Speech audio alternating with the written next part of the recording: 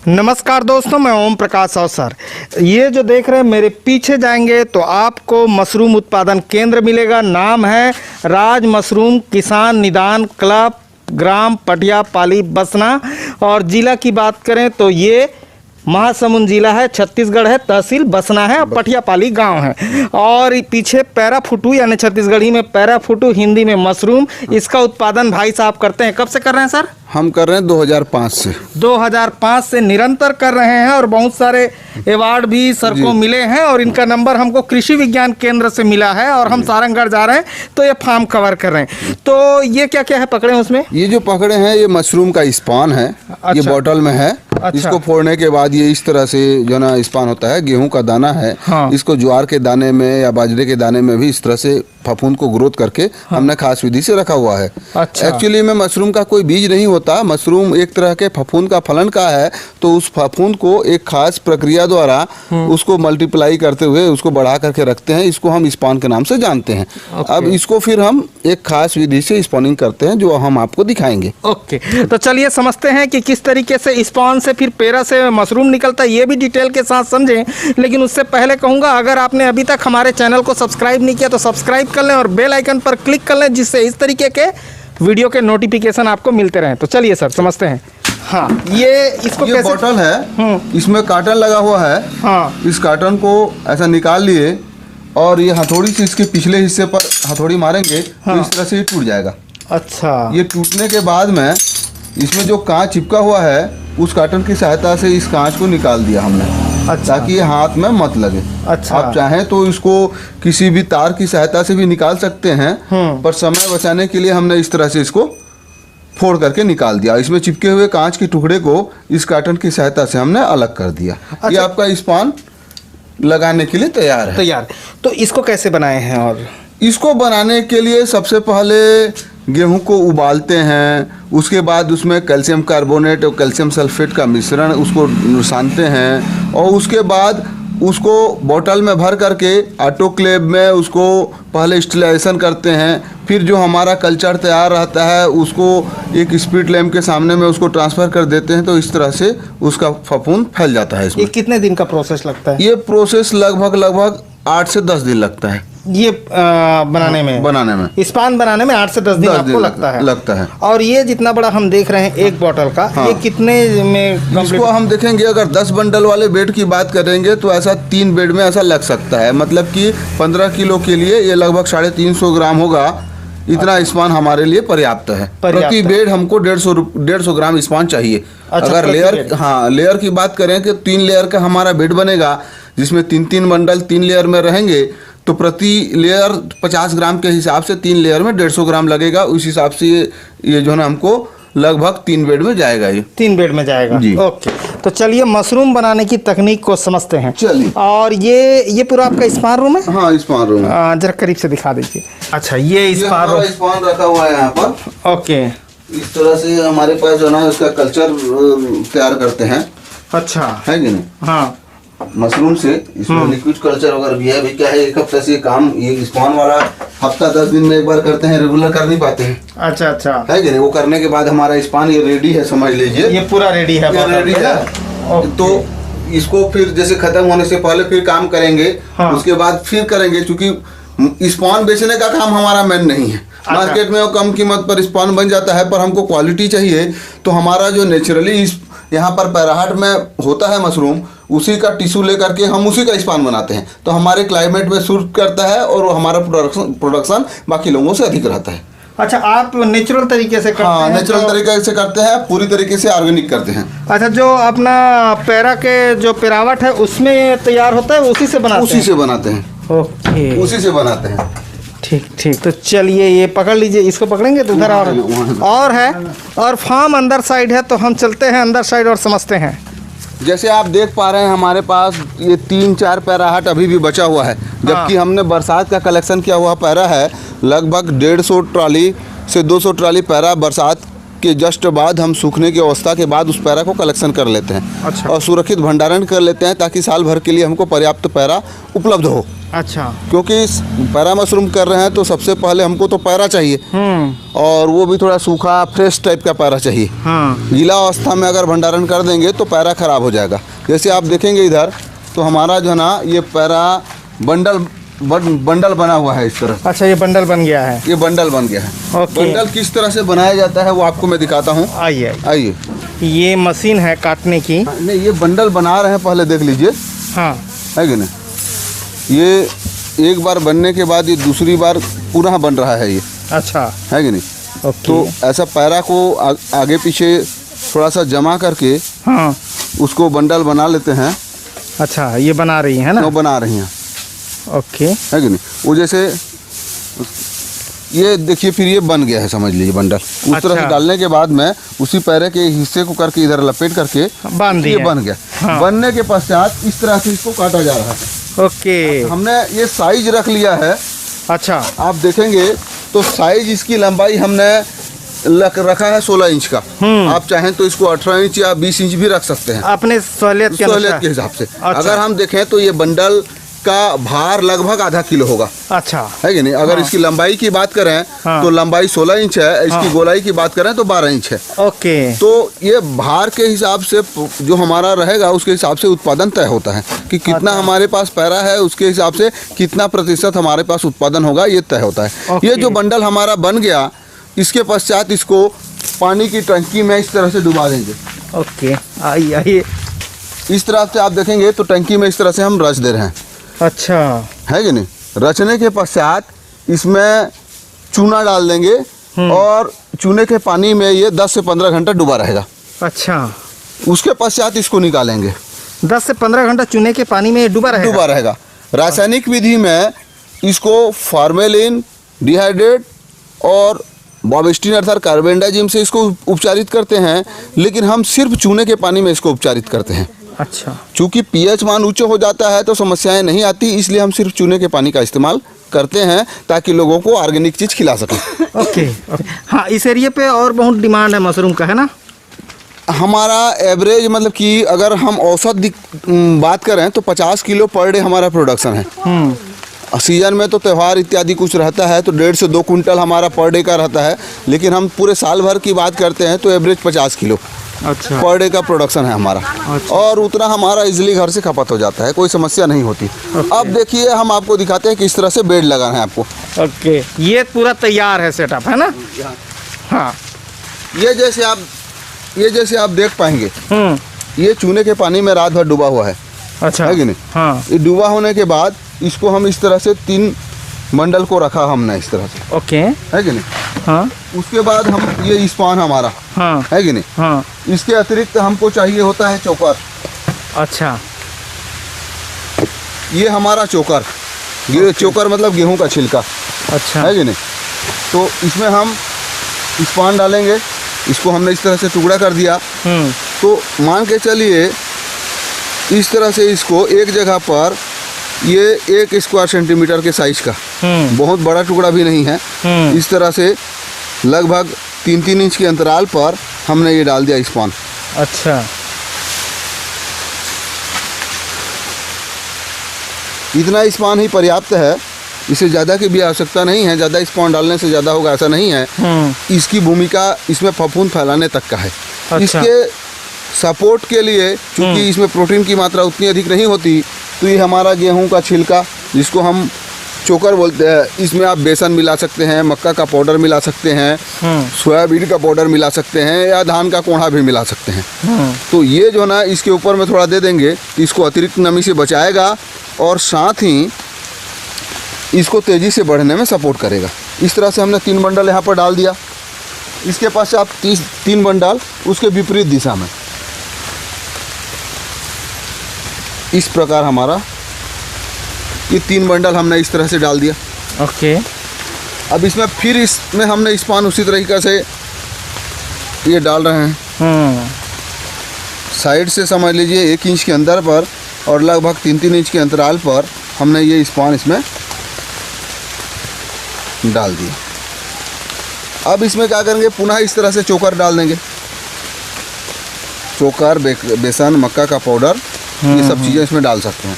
इसके पश्चात ये हमारा अच्छा अपोजिट रखते जाना है। अपोजिट रखना है इसको। ये जो है ना हमारा तीसरा लेयर हो गया। ओके। ये 3 परतों में हमको स्पॉनिंग करना है। उसके बाद एक बंडल को खोल देना है। ये अच्छा। हमने अभी तक के देखेंगे तो हमने बीच में नहीं डाला था स्पॉन, हाँ। पर इस लेयर में हम इसमें बीच में भी डाल रहे हैं, क्योंकि इसमें बीच में भी निकलने के लिए जगह हो जाता है। ओके। इस तरह से हमने 3 परतों में स्पॉन डाला। हाँ। इस तरीक़े से इसमें हमने चोकर डाल दिया। उसके पश्चात एक बंडल हमने इसमें जो गांठ लगा हुआ है इसको हम खोल देंगे। ओके। इस तरह से खोलने के पश्चात इसके ऊपर में विपरीत दिशा में इसको फैला देंगे। ये इसका आखिरी परत है, समझ लीजिए, ढक्कन है ये। और इस तरह से करने के बाद में इसको हमने हल्के हाथों से थोड़ा पूछ कर दिया ताकि एक दूसरे से सपोर्ट हो जाए। उसके पश्चात इसको हम इस तरह से पॉलीथीन से ढक देंगे। अच्छा, पॉलीथीन से ढक देंगे। और एक खुला जगह है, खुले जगह में हो रहा है। खुला का मतलब ये है कि इसको छायादार जगह चाहिए, सीधा धूप ना लगे। हमने ये पेड़ जब स्टार्ट किया तब लगाया इसको। हाँ। क्योंकि शेड जब हम बना रहे थे तो बांस का शेड 2-3 साल में ख़राब हो जाता है, क्योंकि लगातार नमी वाला काम है तो लकड़ी बांस ख़राब हो जाता है। तो हमने क्या किया कि उसके लिए लगभग 10-10 फीट के अंतराल पर आम के पेड़ लगा दिए और उसमें मनपसंद वैरायटी ग्राफ्ट भी कर दिए। तो हमको आम भी मिलता है और साथ में छाया भी मिलता है। और जो बार बार शेड में जो खर्च आता था उस खर्च से भी हमको निजात मिल गया। अच्छा। तो जैसे हमने बेड बनाया उसके बाद पॉलीथीन से इस तरह से ढक दिया, पूरी तरीक़ा से कवर कर दिया। हाँ। ये 1 सप्ताह के लिए पूरी तरीक़ा से ढका रहेगा। 1 सप्ताह ढका रहेगा? हाँ, 1 सप्ताह ढका रहेगा। 1 सप्ताह पश्चात इसको कुछ समय के लिए खोलेंगे, उसके बाद फिर वापस उसको ढक देंगे। अच्छा। जब आप देखेंगे तो 9वें-10वें दिन में आपको किस तरह से दिखेगा वो आपको दिखाता हूँ।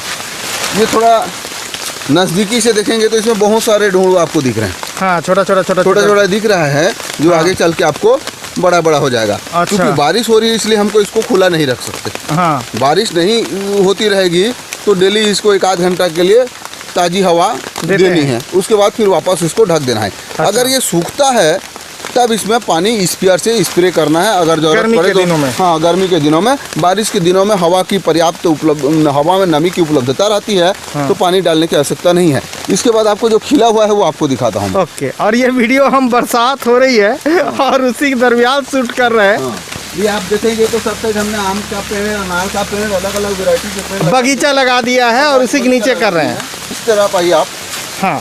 इधर तो 11वें, हाँ, ये वाला 11वें-12वें दिन आप देखेंगे तो इस तरह से होगा। इसके निचले के परतों में टूटा हुआ है, बारिश हो रही है इसलिए इसको ढक के रखे हैं, क्योंकि बारिश का पानी लगने से ये इसकी क्वालिटी थोड़ी लो हो जाएगी। इसकी लाइफ कम हो जाएगी। मतलब कुछ दूर लेने वाले हमारे यहाँ से रायपुर, भिलाई, भिलाई, दुर्ग, बिलासपुर, रायगढ़ तक के कस्टमर आते हैं। अच्छा। मशरूम की हमारे यहाँ, बल्कि उड़ीसा में काफ़ी ज़्यादा उत्पादन होता है, लेकिन हमारे पास स्पेशल ऐसे कस्टमर हैं जो लगभग 100-150 किलोमीटर सफ़र करके 2-3 किलो मशरूम लेने आते हैं। अच्छा, आपके पास? हाँ, चूँकि हम पूरी तरीक़ा से ऑर्गेनिक करते हैं, इसमें ना कोई पेस्टिसाइड है न कोई फंगीसाइड है। हाँ। तो स्वाद, लोगों का कहना है कि हमारे यहाँ का मशरूम सबसे स्वादिष्ट रहता है। अच्छा, इसलिए उतना खर्च करके मतलब 1000 का पेट्रोल जला के मशरूम लेने आते हैं। अच्छा। एवरेज रेट हमारे यहाँ 300 रुपये किलो है। ओके। है कि नहीं? ये आप देख पा रहे हैं, आगे देखिए। हाँ। तो जब ये 12वें-13वें दिन में इस तरह से हो जाता है। ओके, इस तरीके से हो जाएगा। ये देखिए, ये भी कल परसों नरसों ये 4-5 दिन निकलता है। हाँ। उसके बाद इसको हम फिर खाद बना देते हैं। अच्छा। कंपोस्ट खाद बन जाता है। उसके लिए हम क्या है कि भंडारण करने के पश्चात उसमें वेस्ट डिकम्पोजर स्प्रे कर देते हैं। अच्छा। पहले उसको हम वर्मी कंपोस्ट भी करते थे, तो उसके लिए स्पेशली जगह थोड़ा बनाना पड़ता था। तो हमने क्या किया कि बड़ा भंडारण किया, हर लेयर में वेस्ट डिकम्पोजर का स्प्रे कर दिया, जिससे हमारा खाद बहुत अच्छा बनता है। उसके साथ में खाने के लिए हम जो धान लगाते हैं वो भी हमारा ऑर्गेनिक रहता है। ओके। तो खाद का खर्चा भी हमारा कम है, दवाई का खर्चा भी नहीं है। तो और हम विष मुक्त भोजन की ओर हम समाज को लेके जाना चाहते हैं। हमारा उद्देश्य ये है। अधिक से अधिक लोगों को रोजगार भी मिल रहा है। एवरेज आप देखेंगे हमारे पास में, तो यहाँ आधा स्टाफ, वहाँ आधा स्टाफ मिला करके 20 लोग लगभग साल भर काम करते हैं।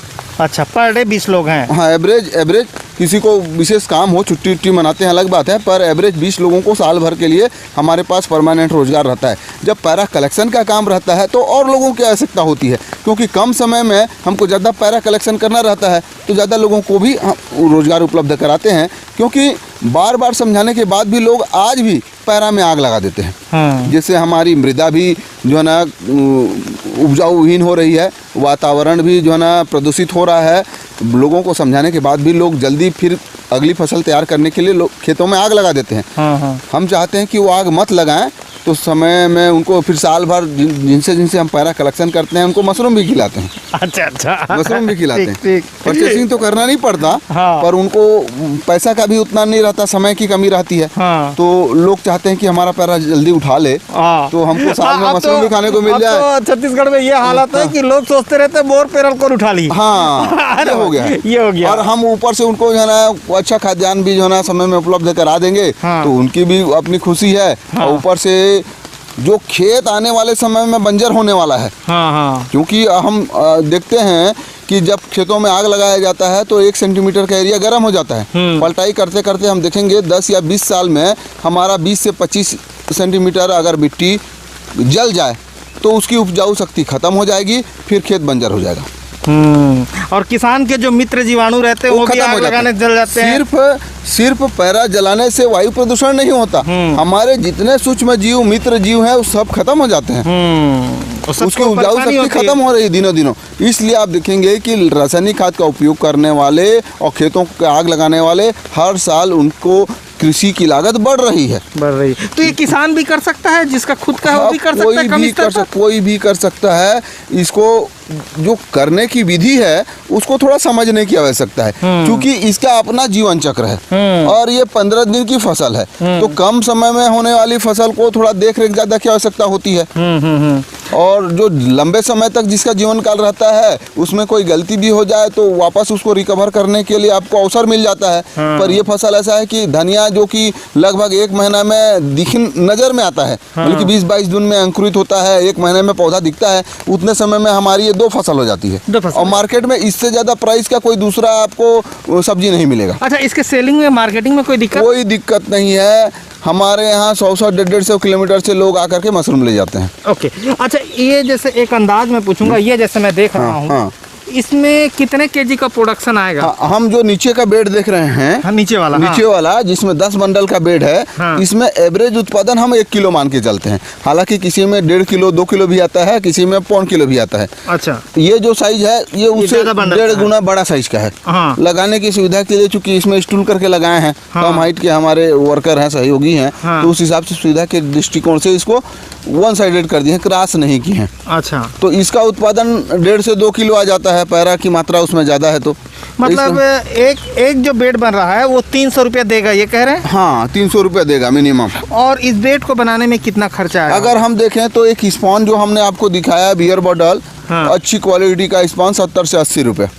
और आपको जो है ना स्पॉन अच्छी क्वालिटी का ना भी हो, कोई भी अगर लूज स्पॉन लेंगे तो अभी 30-40 रुपये में स्पॉन आपको उसका मिल जाएगा। तो उसका अगर हम कहें आधा को भी अगर डालते हैं तो इसमें लगभग 20 से 30 रुपये का स्पॉन लगेगा। 5 से 7 रुपये का चोकर लगेगा। पैरा के बंडल बनाने में और उसको कटिंग करने में इसको 20 रुपये का और खर्चा है।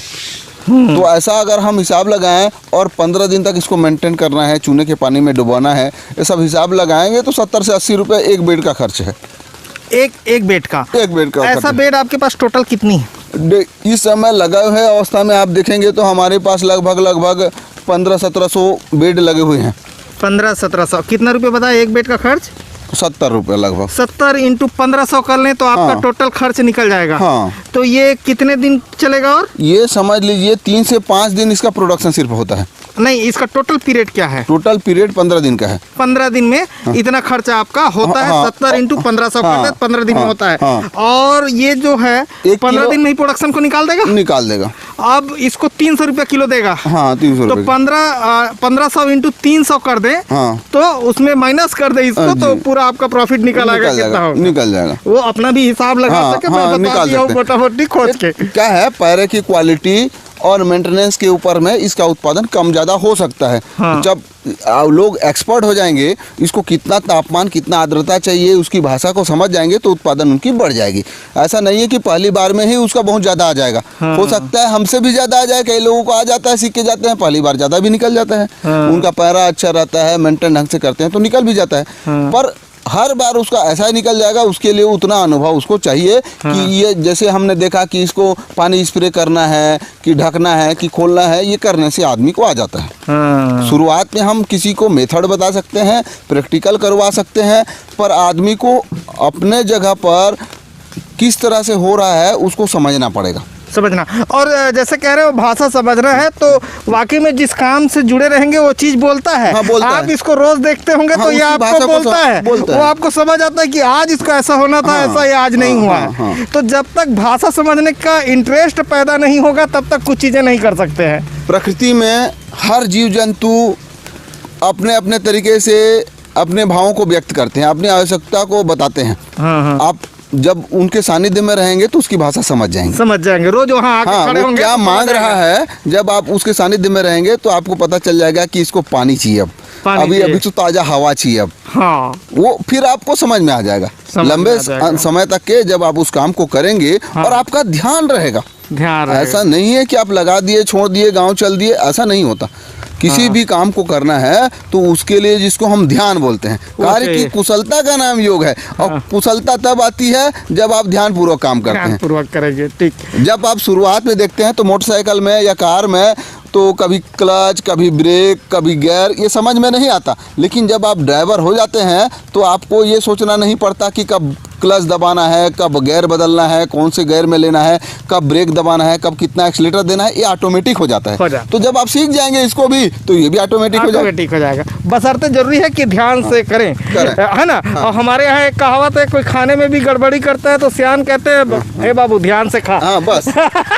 यानी कि ध्यान से खाओ, ध्यान से चलो, ध्यान से काम करो तो बिल्कुल सक्सेस हो जाएंगे। वहाँ से देखेंगे तो हमारा ये डबल स्टैंड ट्रिपल स्टेज में लगा हुआ है, उधर भी लगा हुआ है, उस साइड नेट हाउस में भी लगा हुआ है। ओके। अच्छा सर, ये एक चीज़ मैं और समझना चाहूँगा, ये फैब्रिकेशन के दुकान में ऐसा कोई भी बना सकता है? ये तो स्टैंड ही है खाली। कोई भी बना सकते हैं, जरूरी नहीं है कि आप लोहे के पाइप से बनाएं।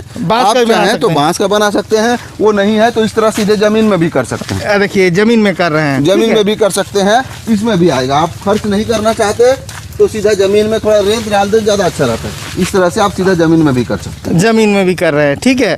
और ये मतलब एटमॉस्फेयर अच्छा रखने के लिए बगीचा के नीचे कर रहे हैं। हाँ, सेट का इस्तेमाल इसमें नहीं हो रहा है, बगीचा के नीचे हो रहा है क्योंकि धूप ना है इसीलिए। बस। और इसमें डबल प्रॉफिट है। ये बगीचा का देखो, ये तो ये जाम भी लगा हुआ है, अमरूद फल गया लगा हुआ है आपका। इसमें देसी वैरायटी का हमने लगा दिया था, बाद में ग्राफ्टिंग कर दिया। अच्छा, बाद में ग्राफ्टिंग की है देसी वैरायटी को? हाँ, ग्राफ्टिंग की है इसमें। ओके। का स्टिक ले आए, जोड़ दिया इसको।